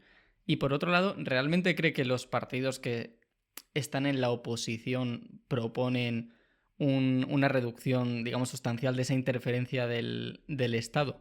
Porque al menos la sensación que me da a mí es que por lo que se pelean es por en qué aspecto intervenimos, no por el hecho de que tengamos que intervenir menos, sino en qué intervenimos. Y de hecho lo comentábamos al principio de la entrevista, ¿no? Que la discrepancia real que existe entre los dos bloques ideológicos es muy poca, ¿no? Son los partidos los que tienen que esforzarse por parecer que son distintos. A ver, lo primero, me preguntas por en qué veo que estemos hartos. O primero, hay un fenómeno que no es necesariamente positivo, pero que denota ese hartazgo, que es la desafección política. La desafección por el... Entonces, tiene una parte buena, que es, mira, déjame en paz, y yo creo que es bueno. Es porque es defender ese ámbito de autonomía y es, mira, estáis diciendo cosas que no van con nosotros, estáis con vuestros problemas, estáis más preocupados de conseguir el poder que de hacer cosas buenas para nosotros y nos estáis dando mucho la plasta. Entonces, la desafección sería uno de esos síntomas de la gente reconoce que lo que está sucediendo en el juego de la política no tiene que ver con ellos. Tiene una parte mala, y es que eso genera sujetos antisistema, que dicen son todos iguales, el sistema no funciona y hay que buscar alternativas. Y para mí eso es un peligro. Pero bueno, como solo me has preguntado por en qué síntomas veo de una sociedad que está más sana de lo que parece porque no deja que se metan donde ellos quieren, eso en un sentido. Por otro lado, porque hemos reaccionado contra las leyes, las leyes, por ejemplo, del solo sí es sí, la ley trans y todas estas leyes más ideológicas que venían del grupo Frankenstein, de los partidos del grupo Frankenstein más radicalizados, han tenido un gran rechazo en la sociedad. Otra cosa es que luego la gente cambia la intención de voto, que esto es distinto. Pero la gente en general, ante la ley trans, no ha mostrado un aplauso general. Eso que lo que los niños puedan cambiar de sexo siendo menores de edad sin consentimiento de un especialista, esto a la sociedad en general no le ha gustado. Y otra serie de cosas. Entonces yo veo que la sociedad española todavía es resistente frente a una amenaza totalitaria. Insisto, no somos norcoreanos los españoles. De hecho, los españoles, además, por carácter y por historia, somos especialmente ácratas. No nos oponemos por naturaleza a ese abuso de poder. También por nuestra constitución social, porque es que somos una sociedad en la que la familia tiene muchísimo más peso que en el norte de Europa. Y eso hace también que los lazos familiares, las convicciones personales, las costumbres, la paella del domingo, las vacaciones en familia, el pueblo de los abuelos, todo esto también nos hace muchísimo más resistentes a la verticalidad de las decisiones, que también tiene sus problemas, ¿eh? También tiene sus defectos. Nada en política, por desgracia, es perfecto. Esto por un lado. Por otro lado, lo que me preguntabas del estatismo, de la intervención del Estado en la vida privada y que en el fondo todos los partidos forman parte del estatismo y todos a su manera van a acabar interviniendo. Te diría dos cosas. La primera, que toda ley, en el fondo, es moralizante porque prescribe un bien y un mal. Entonces, que hay una parte de la política que es moral. La cuestión es que moralice bien y que influya en las cosas que tiene que influir y no en las que no queremos que influya. Pero vamos, que hay una parte moral de la ley y moral de la política que no solo es inevitable, sino que es deseable, porque precisamente el problema de la política en algunos casos de nuestra historia reciente es que se ha desmoralizado, es decir, que ha dejado de proponer, de ser propositiva. Eso por un lado. Pero yo creo que tu pregunta se centra más en la intervención del Estado. Si el Estado tiene que ser grande, mediano o pequeño. Esta pregunta es circunstancial, no es esencial, o sea, no siempre es la misma. Por ejemplo, en épocas de guerra, el Estado tiene que ser más grande que en épocas de paz. Durante la Segunda Guerra Mundial y la invasión nazi en Francia, pues la presión fiscal del Estado francés era del 80%. Se exigía muchos recursos. Ahora mismo en Ucrania la presencia del Estado y la exigencia del Estado hacia los ciudadanos es mucho mayor que en época de paz hace unos años, porque Ucrania se tiene que defender. La presión del Estado en España es menor que en Ucrania porque España está en época de paz. O sea que no es una pregunta universal y necesaria, no siempre la respuesta es la misma. Ahora, lo que sí que se puede decir es que la intervención siempre tiene que ser lo mínimo posible para que el Estado sea eficaz y siempre y cuando conservando el verdadero fin de la política, que es la libertad de los individuos. Entonces, habría que valorar o evaluar cuál es el tamaño del Estado ahora. La forma de hacerlo más estandarizada es a través de la presión fiscal. Entonces, habría que ver, ¿la presión fiscal ahora mismo está optimizada o no lo está? Yo creo que hay demasiada presión fiscal, en eso estoy de acuerdo. El ideal no es eliminarla, porque fíjate que no sé, los economistas que más respeto siempre, sobre todo los que se dedican a la economía política, o sea, políticas públicas, siempre dicen, fíjate que la cuestión intelectual es muy divertida sobre si la presión fiscal si el gasto público y la presión fiscal tiene que ser alta o baja, pero no es tanto eso. La pregunta es si el dinero se gasta en algo que merece la pena, si se gasta bien o si se gasta mal. Es decir, no si se gasta mucho o se gasta poco, sino si se gasta bien o se gasta mal. ¿Por qué? Porque si se gasta bien, nos beneficiamos todos y ganamos más todos. Y si se gasta mal, nos perdemos todos. El gasto siempre va a venir del contribuyente. La forma del ingreso del Estado siempre al final va a ser el contribuyente. Pero el contribuyente se puede ver beneficiado si se gasta bien, con lo cual la cuestión es más compleja. Yo lo que sí que no tengo ninguna duda es que hoy en día se gasta mal. O sea, el Estado gasta mucho y mal. Y te diría que yo personalmente pondría más el foco en qué gastar el dinero y no tanto en si gastarlo o no gastarlo. Pero claro, o sea, lo que iba a mi pregunta era si en el ámbito político, digamos, en el ámbito de la derecha, existe esa voluntad de reducir, porque si hablamos de que hay, por una parte, en la ciudadanía, ese hartazgo, ¿no? Por parte de la intervención del Estado, y por el otro lado, en el ámbito político, esa voluntad o ese hartazgo no se ve correspondido, no hay como un desequilibrio. Claro que hay un desequilibrio y, y estoy de acuerdo contigo, ¿eh? Lo que pasa es que me estoy quedando pensando porque no sé hasta qué punto los partidos, o sea, las propuestas políticas vigentes en todo el espectro político, que no es ni a un lado ni al otro, también es arriba y abajo, a un lado, al otro y en el centro, si alguno de verdad tiene la verdadera voluntad de conseguir una eficiencia económica del Estado. Yo tiendo a pensar, pero no sé si es sesgo ideológico, que los partidos ahora mismo a la derecha tienen un sesgo un poco más liberal que los que están a la izquierda, pero también tengo mis sospechas. Entonces tendría que verlo en la práctica. Por ejemplo, el estado de bienestar ahora mismo, porque la pirámide de natalidad es invertida y como el estado de bienestar está basado en que las generaciones presentes pagan a las futuras, si las futuras van a ser menos, pues no sé luego, no sé cómo harán para pagar a las de ahora, ¿no? O sea, no sé cómo nuestros nietos nos van a pagar las pensiones, ¿no? Hablando en plata. Tengo mis dudas. El estado de bienestar además se tiene que redefinir porque si queremos aumentar el gasto en defensa habrá que retraerlo de otra serie de partidas. Y este es el problema que ahora mismo está teniendo el gobierno, que no tiene más remedio que hacerlo, pero tiene que tener un discurso menos populista y a ver de dónde lo retrae.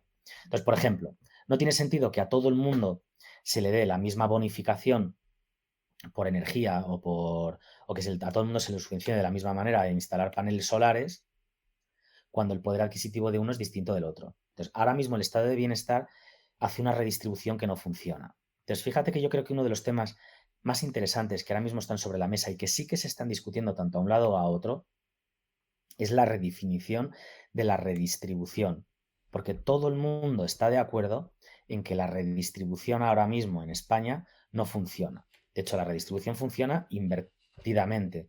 Los que al fin, 2/3 de la población más ricos, bueno, con más poder adquisitivo, son los que se llevan la redistribución que hace el Estado. Entonces, al final resulta que el Estado redistributivo no ayuda a las clases más desfavorecidas no ayuda a eliminar la segregación social, sino que al final, a partir de tasas, subvenciones, ayudas, etcétera, al coche eléctrico, a los paneles solares, a la energía, a la compra de una casa, al descuento de no sé qué, a familia numerosa, etcétera, etcétera, etcétera, al final las ayudas se reparten muy mal. Entonces yo creo que esto es un tema que sí que está sobre la mesa, que es muy complejo y por eso en Twitter no aparece, pero sí que es un tema muy interesante y sí que es un tema sobre el que se está pensando. A mí me parece un tema muy importante, ¿no? Y creo que gran parte de la frustración que existe, ¿no? hacia la democracia es un problema, es un desajuste, ¿no? Entre las expectativas y la realidad. En el libro dice que la democracia, y esto me parece que era una frase bastante aceptada, muy importante, la democracia no se creó para encontrar una verdad absoluta mediante el diálogo, porque para eso ya está la academia, ¿no? Y como hemos visto, la democracia, ¿no? Es un proyecto de convivencia a pesar de nuestros proyectos de vida diferentes. Y sin embargo, tendemos a pensar en lo contrario, ¿no? En esa imposición de modelos de vida distintos. Y sin embargo, bueno, y creo que el motivo puede ser precisamente el peso que tiene la política en nuestras vidas, ¿no? Si la política decide sobre mi vida privada, o cabe mi proyecto de vida, o cabe el proyecto de vida del contrario, ¿no? Y tal vez si hubiera más espacio al margen del Estado, ¿no? Si hubiera más espacio para la sociedad civil o para la familia, pues mmm, sí podría ser, digamos, más factible ese proyecto de convivencia a pesar de nuestras diferencias.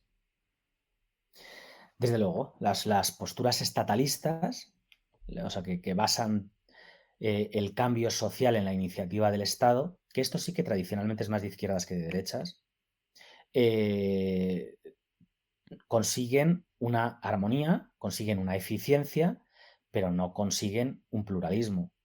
Es que es evidente esto, Daniel. Es que si no se deja libertad para fundar empresas y si cuesta tanto, si el tema de la educación ahora mismo está también de nuevo en el punto de mira porque las universidades privadas y porque la educación privada y concertada es una amenaza para la armonía social. Si en temas de decisión y de elección las cosas están más intervenidas de lo que desearíamos, evidentemente no se va a dar un pluralismo, evidentemente, porque pero es que, Daniel, es que la idea de pluralismo tiene pocos defensores. No es una idea ahora mismo que sea una idea fuerza dentro de la política y está en el artículo 1 de la Constitución.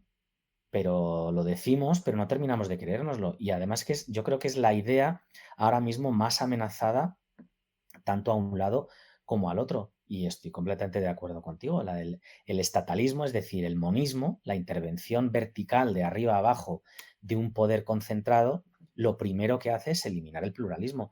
Piensa ahora mismo cómo se habla de la prensa, piensa ahora mismo cómo se habla de los jueces, piensa ahora mismo cómo se habla de la educación, piensa ahora mismo cómo se habla de la libertad de mercado. Es decir, todos aquellos ámbitos en los que tiene que haber necesariamente libertad de iniciativa están amenazados o están en peligro o por lo menos son más débiles.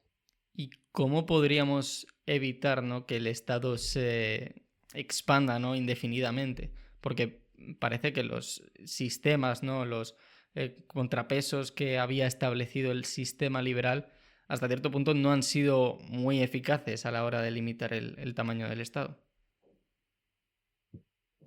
Bueno, en que no han sido eficaces no estoy de acuerdo, Daniel? Es verdad que el tamaño del Estado ahora mismo tiene más ministerios, tiene más capacidad técnica, pero si lo ves en términos de poder, es que la palabra Estado es muy equívoca. Si lo ves en términos de poder, no es verdad que el Estado ahora esté más concentrado que en la época del absolutismo, no es verdad que ahora el poder esté más concentrado en la época del galicanismo francés, justo después de la Revolución Francesa, ni mucho menos antes. No creo que sea verdad que ahora el poder esté más concentrado en, en la mayoría de las democracias europeas. O sea, no creo que haya más concentración de poder. Lo que pasa es que es verdad que el Estado tiene más capacidad técnica para hacer muchas cosas y antes hace carreteras donde antes había caminos y ahora hay hospitales donde antes no había nada. Y eso es verdad. Pero a la vez la forma en la que está organizado no es una forma en la que digas, esta persona puede cambiarlo todo. Toma, por ejemplo, el caso de Trump. Es una persona de carácter autoritario, es una persona que no se esconde en sus ganas de usar el poder, es una persona que realmente le gustaría hacerse con los mandos para cambiar las cosas. Y eso que la democracia norteamericana es mucho más presidencialista que la nuestra y el presidente tiene mucho más poder que la nuestra y que la mayoría de los países europeos. Y aún así, ya Trump ha tenido que recular en casi todos los órdagos que ha echado porque no puede ir para adelante. Me parece que es un buen ejemplo de que el poder realmente, por mucho que quieras, no te puede, una sola persona en las democracias occidentales no se puede hacer con ello, cosa que no sucede en absoluto y lo conozco bastante bien porque he tenido que viajar mucho allí en Moscú, en Rusia. O sea, allí es muy distinto. Allí sí que sí, el tamaño del Estado es muy grande, es absolutamente ineficaz, pero el poder que acumula una única persona realmente es aterrador. Pero esto no sucede en nuestras democracias.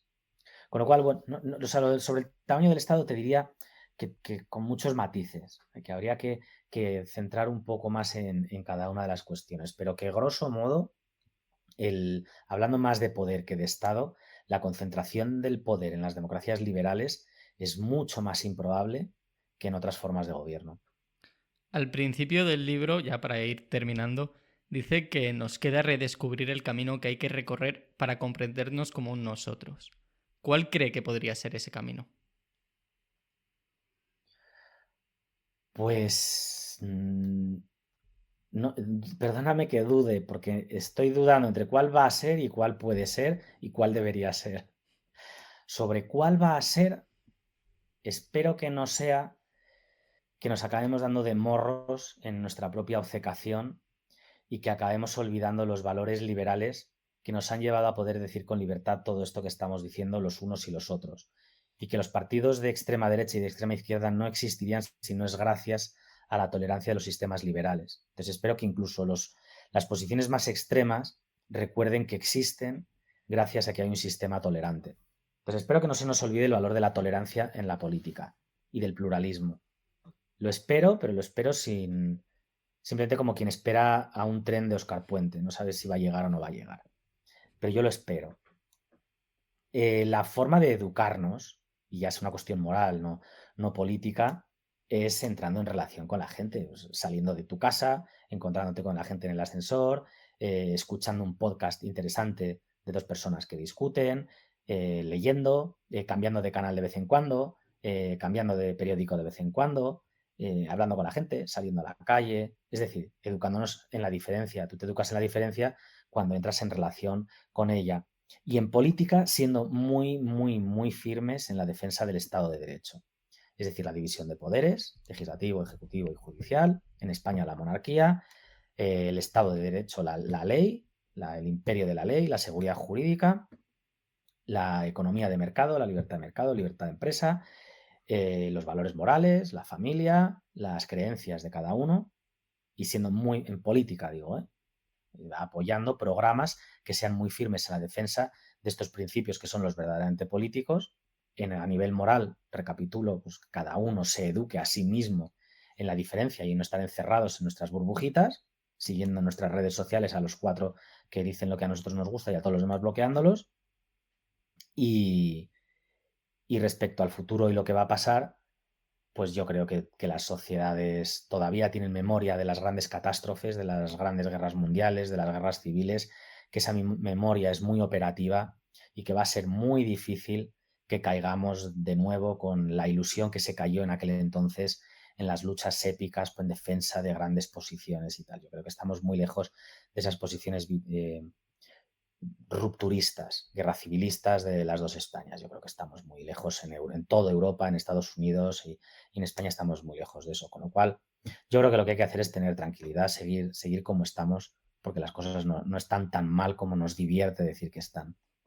Para terminar, una pregunta que en realidad es triple, que hacemos a todos los invitados, una recomendación de 3 productos culturales, un libro, una película y una canción. ¿Pueden tener algo que ver con lo que hemos hablado o no? Pues a ver, un libro, te diría, mira, que a mí uno de los libros que más me ha ayudado a entender esta lógica del tránsito de costumbres, de historia, es de un autor alemán, italiano, que se llama Romano Guardini, de la mitad del siglo pasado, que se llama El ocaso de la Edad Moderna. Es un libro que me ha ayudado muchísimo. Lo que pasa es que es un libro de fondo, no es un libro de análisis. El libro en el que mejor se explica, perdona porque son dos, Sin pero problema, te estoy mejor. diciendo dos libros y me has preguntado solo por uno. El libro donde explica con bastante claridad lo de los modos de vida, a lo que le hemos dedicado bastante rato en la charla, por si a alguien le apetece acudir a él, es Las dos caras del liberalismo de John Gray. Es un libro más político donde explica bastante bien. Pero vamos, si tengo que recomendar uno solo, haciéndote caso, sería El ocaso de la edad moderna. Es un libro muy mío, un libro que para mí ha sido muy decisivo. Me preguntas por una película, ¿no? Sí, Mira, te voy a recomendar, no es la que más me gusta ni la mejor, pero es una película reciente y por estar un poco en actual es una película que me ha encantado, se llama Nick Up, sobre una banda de rap irlandesa. Y en esta película se ve muy bien lo que es la integración cultural, la batalla cultural, la asimilación, porque es una película en la que unos cantantes de rap, unos chavales muy desestabilizados, muy fuera de la sociedad, están en ese contexto del IRA, de la lucha terrorista, de la defensa de la identidad irlandesa, y ellos están un poco en contra de esto, pero al final, bueno, el caso es que hacen rap irlandés. Y esto tiene una serie de cuestiones y tal. Entonces, es una película en la que se pone en valor qué es la tradición, qué es la batalla cultural, qué es la identidad, qué es el nacionalismo. Y es una película fantástica, más muy bien hecha. No es ideológica, no te quiere colar un mensaje. Es una película que está muy bien hecha. Se llama Nick Up. Y me preguntas por una canción. Pues mira, te diría que Me cansé de vivir de Julio Iglesias. genial. Está muy bien. Es una película en la que se ve ese escepticismo de la vida, ese querer quemar las naves y te invita a mirar las cosas con un poquito de calma y no pensar en grandes soluciones inmediatas. Pues yo creo que también podemos recomendar a los oyentes Contra la Tercera España, una defensa de la polaridad. Y eso sería todo. No sé si quiere decir algo antes de terminar. Sí, hombre, tengo que decir una cosa muy importante y es que muchas gracias, Daniel, y enhorabuena por este podcast que es fabuloso. He escuchado unos cuantos y tienes muchísimo mérito y te deseo lo mejor y el mayor de los éxitos porque te lo mereces. Así que muchísimas Pues, gracias por invitarme a mí también. pues Armando Cerolo, muchas gracias. A ti.